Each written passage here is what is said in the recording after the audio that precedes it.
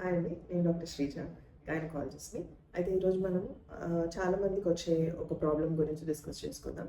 Dysmenorrhoea అంటే periods అప్పుడు వచ్చే పెయిన్. యూజువల్‌గా చిన్న పిల్లలకి వామిటింగ్స్ అవుతున్నాయి, లేకపోతే కళ్ళు తిరుగుతున్నాయి అనే కంప్లెయింట్‌తో కూడా మదర్స్ తీసుకొస్తూ ఉంటారు. సో ఇది నార్మలా? అబ్‌నార్మలా? నార్మల్‌గా అసలు పీరియడ్ పెయిన్ ఎందుకు వస్తుంది అని మనకి డౌట్స్ చాలా ఉంటాయి.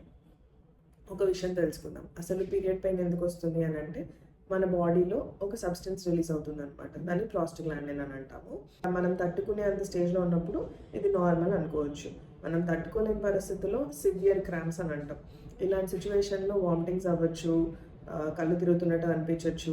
కొంతమందికి డయేరియా కూడా అవుతుంది. అంటే మోషన్స్ అవుతాయి. ఇది అబ్‌నార్మల్ కాదండి. మనం మెడికేషన్ వాడడం వల్ల ఏమైనా ప్రాబ్లమ్ అవుతుందా అని అంటే యూజువల్‌గా ప్రాబ్లమ్ ఏం కాదండి. అండ్ మనం అంత భరించలేనంత నొప్పి ఉన్నప్పుడు టాబ్లెట్స్ వేసుకోవడం అనేది తప్పైతే కాదు. దీనివల్ల ప్రెగ్నెన్సీ రాదు, లేకపోతే ప్రెగ్నెంట్ అవ్వడం కష్టం, మనకి పిల్లలు కాకుండా ఉంటారేమో అనే డౌట్స్ చాలా మందికి ఉన్నాయి. ఇది ఒక కామన్ అపోహ.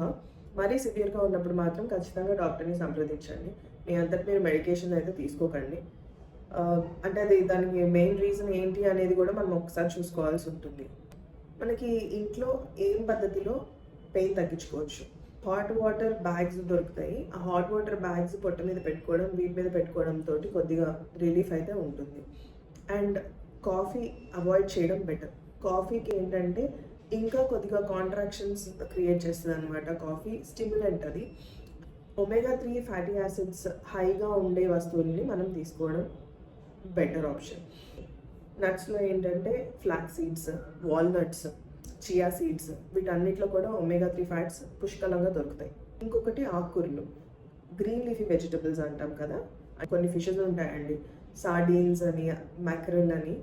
అవి మనకి దొరికితే అవైలబుల్గా ఉన్నాయి, మీరు సముద్రం దగ్గరలో ఉన్నారు అని అంటే దొరుకుతాయి. బట్ యూజువల్గా హైదరాబాద్లో ఇట్స్ వెరీ డిఫికల్ట్ అండి. హై షుగర్ స్పైక్స్ లేకుండా చూసుకోండి. అంటే ఎక్కువ స్వీట్స్ తినేయడం, మనకు అనిపిస్తుంది ఈ టైంలో స్వీట్స్ తినాలి అని. ప్రాబ్లం ఏమవుతుందంటే షుగర్ స్పైక్స్ వల్ల కూడా ఇన్ఫ్లమేషన్ అని అంటాము. బాడీలో ఏదైనా వస్తువుకి రియాక్ట్ చేసే సెన్స్ చాలా ఎక్కువ అయిపోతుంది అనమాట. అలాంటి సిచ్యువేషన్లో మనకి ఇంకా పెయిన్ ఎక్కువ తెలిసే అవకాశం ఉంటుంది. మనకి రిలీఫ్ ఇవ్వగలిగే ఒక సబ్స్టెన్స్ ఏంటి అంటే అల్లంతో టీ, అది కూడా చాలా రిలీఫ్ ఇస్తుందండి.